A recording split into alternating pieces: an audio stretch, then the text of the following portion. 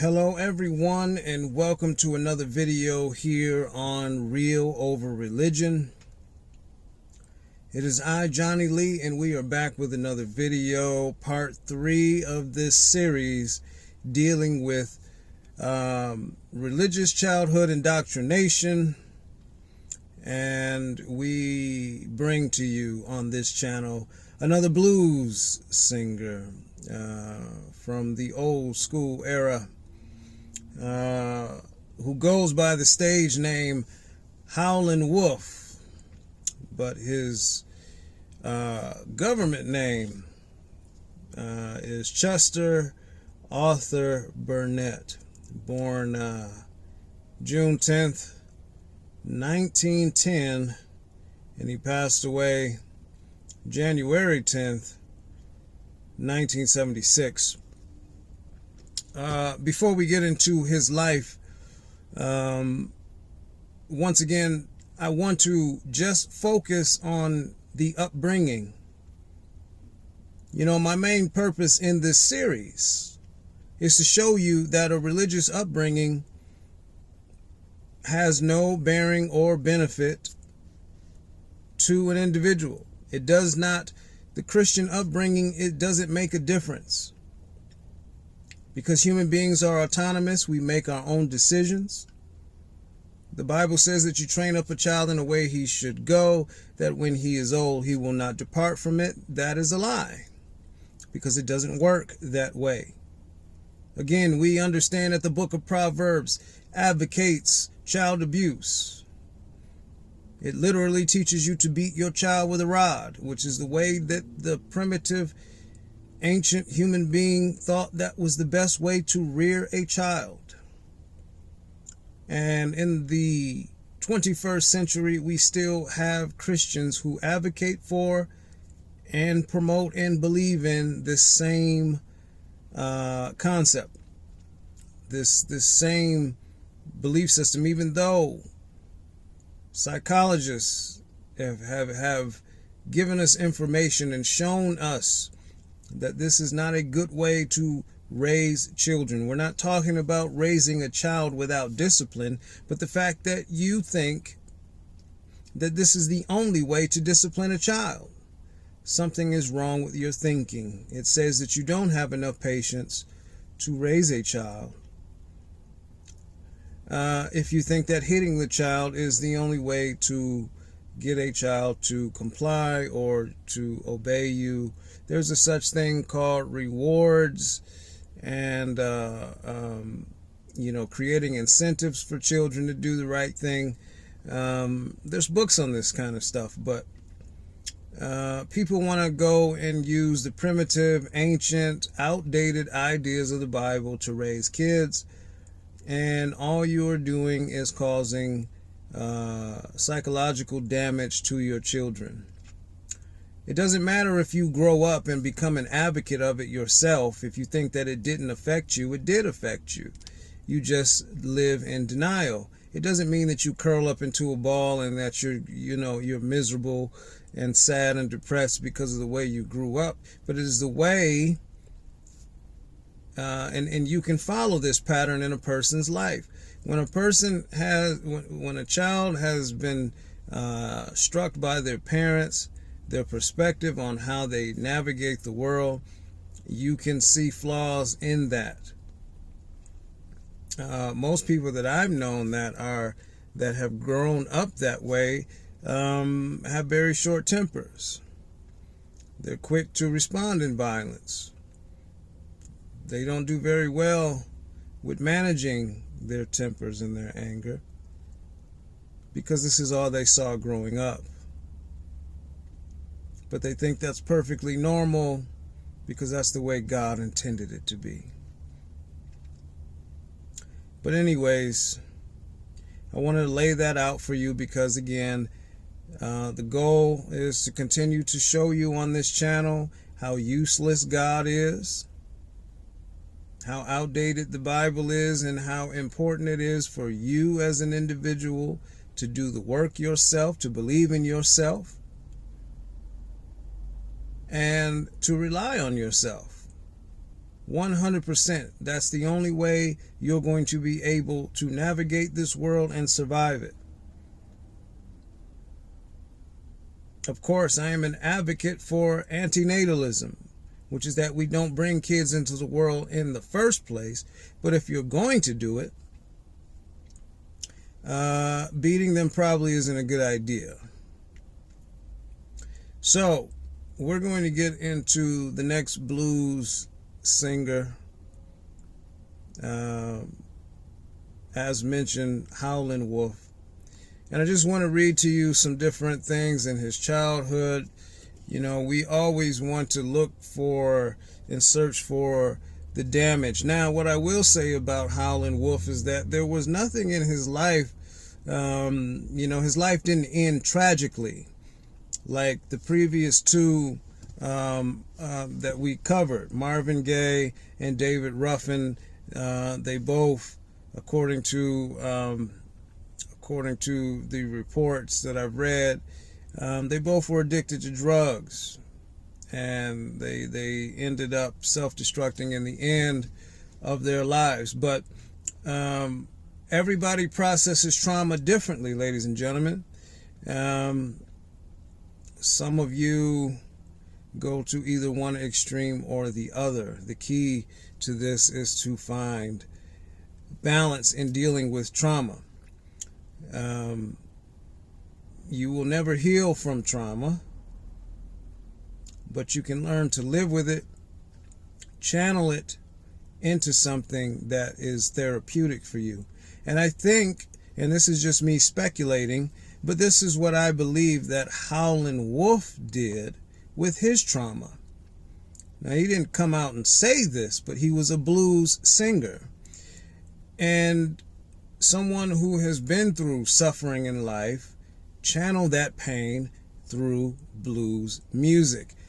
And he did not go down a self-destructive path. But I believe, based on what I'm going to read to you, that he used his trauma, poured his grief, his sorrow, his sadness into his music, and it became a profit to him. And I think that this is a lesson to learn for us, all of us who have been through some type of childhood trauma. You can take that pain, that suffering, that neglect, that whatever it was, and you can channel it into something positive that can be therapeutic for you, beneficial to people outside of you, and give your life meaning in the end. Because the alternative to childhood religious trauma is self-destruction. In your attempt to try to escape the pain, the fact that you didn't get validation from your mother or your father or both, you try to fill that void.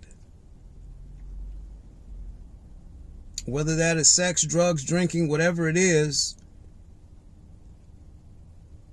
And the only way, in my opinion, to deal with trauma is to channel that energy into something positive. And you as an individual have to find out what that is. But you should release that pain, because if you hold on to it, it will destroy you from the inside. And again, that's what I believe Howlin Wolf did by expressing himself through music. That is how the blues era was created, through the suffering of black people under the hands of the Christian European. So anyway, let's get into the life of Mr. Howlin Wolf. It says he was an American blues singer and guitarist. He was at the forefront of transforming acoustic Delta blues into electric Chicago blues, and over a 4-decade career recorded blues, rhythm and blues, rock and roll, and psychedelic rock. He is regarded as one of the most influential blues musicians of all time. So he did not let his childhood trauma destroy him, but he channeled it into the blues music, and he made a living from it. and also became one of the most influential blues singers of his time. Let's continue reading. It says that Burnett's parents separated when he was a year old.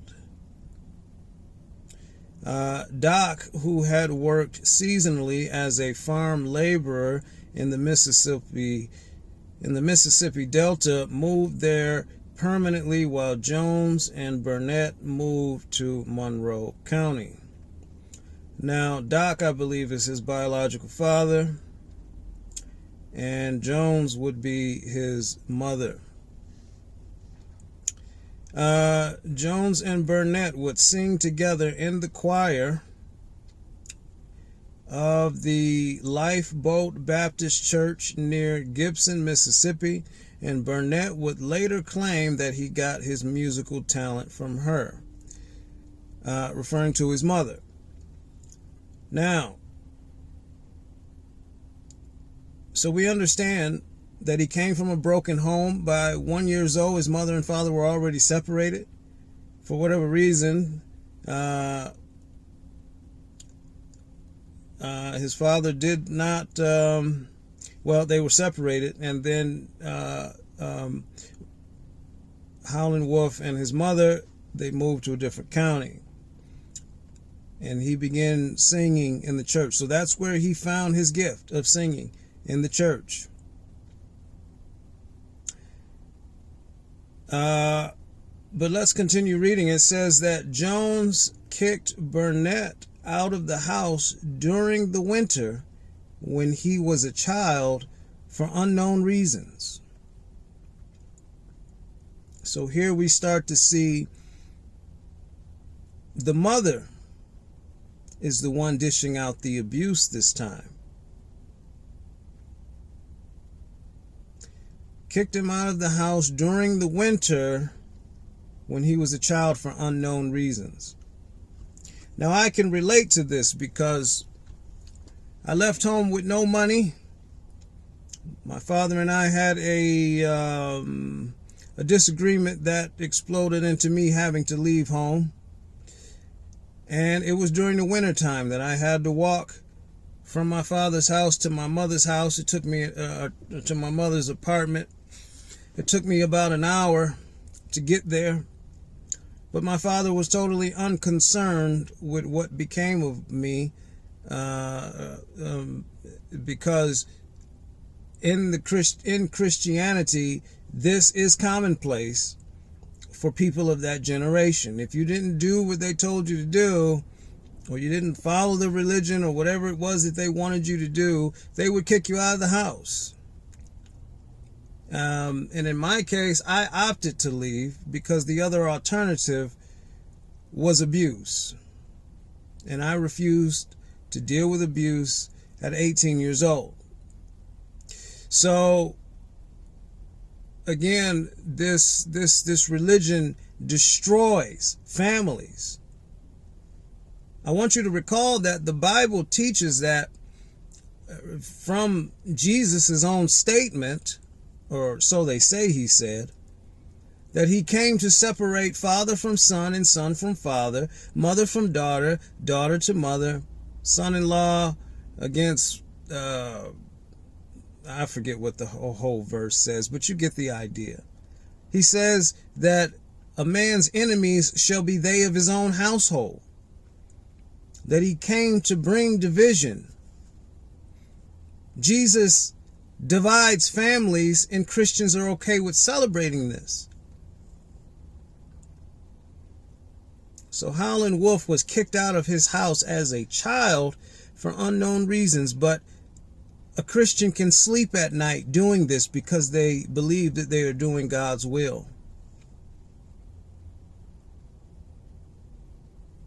It goes on to say, at the peak of his success, he returned from Chicago to see his mother in Mississippi and was driven to tears when she refused to take money offered by him, saying it was from his playing the devil's music. In those days, if you played blues music, secular music, it was considered the devil's music. I remember growing up and my father did not allow us to watch anything that was not Christian. If you played any, especially my older brother, back when hip-hop was getting popular, he was not allowed to play hip-hop music. And there was a time when he was caught playing hip-hop music, and my father totally exploded when he found out about that. But this was deemed the devil's music. So we were not allowed to watch anything that was not Christian.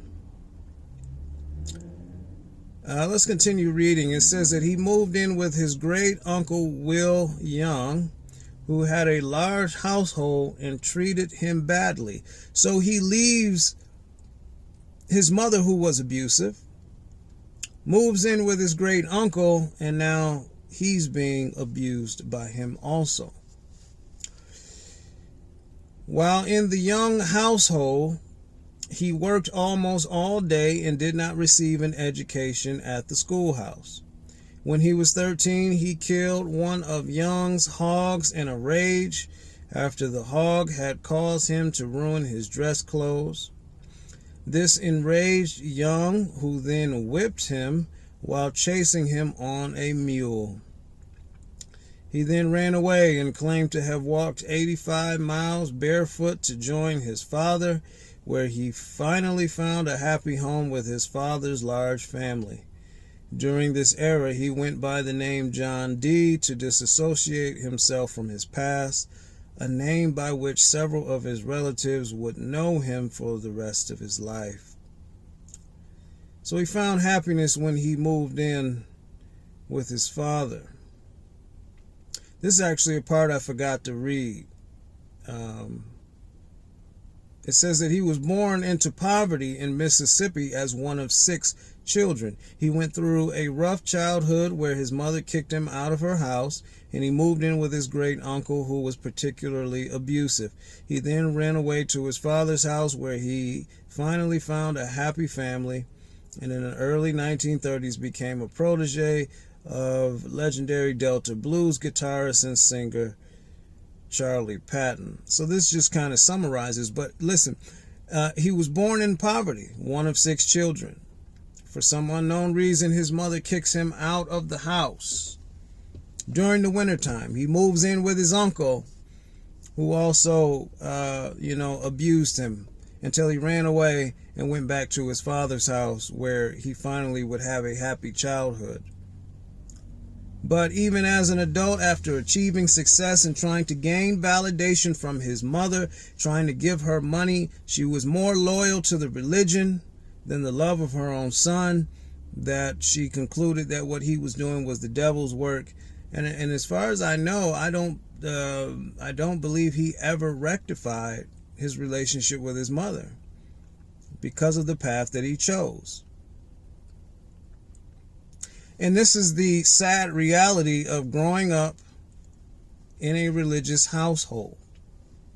They're more loyal to this cold-hearted God who encourages you to separate yourself from your own children in loyalty to him. Jesus specifically says that you must hate mother, father, brother, sister, and even your own life. You cannot put that above him. This is the attitude of those who follow Christianity fundamentally. And they're perfectly okay with parting ways with you if you do not follow the religion, because that's what Jesus told you to do. But we can praise Howlin Wolf that he was able to channel his grief into the blues music and make himself into something. This is an example for all of us, in my opinion. Those of you that come from similar backgrounds, where you have been traumatized from religious upbringing, the answer to this is to find your own purpose, channel that pain, and put it into something that gives your life meaning. And then you can begin the process of healing, even though, again, I don't believe that you can heal from trauma. like heal in the sense that it's going to go away. But you can heal in the sense that you can learn to cope and deal with it by channeling that pain, that energy into something to get it out of your system. You still have the memory of it, but you must express it. It has to come out of you in some capacity, whether that is through music, through writing, through some people get into sports to release their aggression. But you have to release it some type of way, because it will destroy you from within, and you can become a destructive person. You begin to self-medicate, and you could end up in the position like, say, a David Ruffin or a Marvin Gaye, where they could not get over the trauma. It manifests in different ways, ladies and gentlemen. But my point of these series is to show you that a religious upbringing only produces destruction of some degree. Now, that's not to say that it happens with everybody, but it's still destructive. Because if you're paralyzed by fear that you're still following this religion because that's what was given to you as a child, that's still trauma. Maybe you're not out here doing drugs and doing crazy things, but you are paralyzed with fear because you can't even question your religion, turn your back on religion. You can't do the thinking for yourself because you're afraid of what God might do to you. Because that was instilled into your brain as a child and you don't know how to overcome it. That's still trauma, ladies and gentlemen. And your parents have robbed you from being true to yourself, robbed you from your true expression, robbed you from the ability to think for yourself, because you've been paralyzed with fear to continue to worship a God that is unproven, but he only exists on the pages of a book, multiple books, collections of books that humans have tampered with and edited to make it try to make sense. But it is the combination of two different religions that were never meant to be put together. And that's the reason why you're confused. That's the reason why you can't deal with the contradictions. You can't answer the contradictions. Most of you have not even read through the entire Bible to even know what some of the horrible things that it says. But because you've been paralyzed by fear and you've been told that there is a God in the sky who's watching everything you're doing, you refuse to question.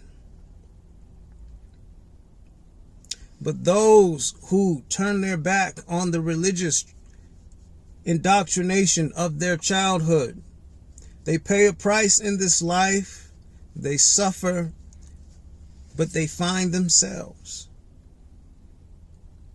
I've suffered many years behind my decision to be on my own, thinking for myself. Financially, it has cost me.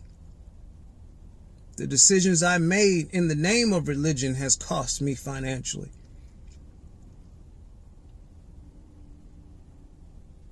But now I am the most free that I've ever been, and I want to see the same for you.